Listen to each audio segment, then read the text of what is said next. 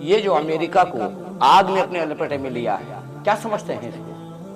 یہ قدرت الہی کا قہر ہے، یہ ان مظلوموں کی بد دعا ہے جن پر ظلم ڈھایا گیا، یہ دوسروں کے لیے بھی اشارہ ہے۔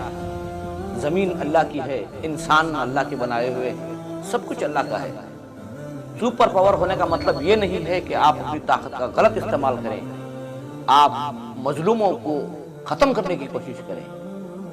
جب بھی زمین پر ظلم ہوگا تو اللہ کی طرف سے عذاب آئے گا، اور عذاب کی شکلیں الگ الگ ہوں گی۔ کہیں پانی کا عذاب، کہیں ہواؤں کا عذاب، کہیں آگ کا عذاب، یہ سب قدرت الہی کی پکڑ ہے۔ اور دوسرے ملکوں والوں کے لیے بھی یہ سبق ہے۔ اگر کہیں کسی مظلوم پر ظلم ہو رہا ہے تو کیا آواز اٹھائی دوسرے ملک والوں نے؟ یہ امریکہ میں جو آگ لگی ہے یہ دوسروں کے لیے بھی سبق ہے۔ ہو سکتا ہے دوسروں کی طرف بھی کوئی عذاب الہی آ کر گرفتار ہو جائے، آپ کو گھیر لے، آپ کو پکڑ لے۔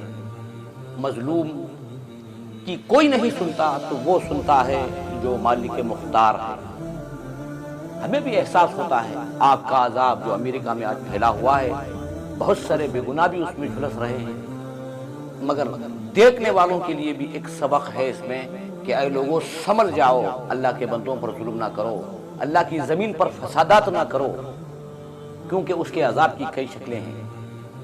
آج سے 5 سال قبل جو کورونا کی شکل میں ایک عذاب آیا تھا، کیا پہچانا لوگوں نے؟ یہ سب اللہ کی طرف سے عذاب ہے۔ بارشوں کے ذریعے گاؤں کا بہہ جانا، کورونا کے ذریعے لاکھوں لوگوں کی موت ہو جانا، ابھی امریکہ کے اندر آج جو آگ کا پھیل جانا، یہ سب قدرت کا عذاب ہے۔ اس سے بچنے کے لیے اپنے اقتدار کا صحیح استعمال کرو، اپنے عہدے کا صحیح استعمال کرو۔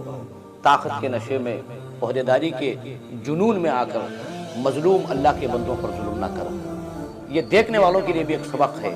دیکھو اللہ کی پکڑ آ سکتی ہے، کبھی بھی کیسے بھی آ کر تمہیں پکڑ سکتی ہے، اس لیے زمین پر اللہ کے بندوں کے ساتھ اچھا سلوک کرو، کسی پر ظلم نہ کرو۔ سپر پاور ہونے کا مطلب یہ ہوتا ہے کہ بھئی مجھے بڑی طاقت مل گئی ہے، اس کا مطلب یہ نہیں کہ میں ظلم کروں۔ لوگوں کے ساتھ اچھا سلوک کرو، دوستی کرو، انسان تو انسان ہے۔ بس اتنی بات کہنی ہے کہ اللہ کے قہر و غضب سے ڈرو، وہ اچانک آ کر پکڑ لیتا ہے۔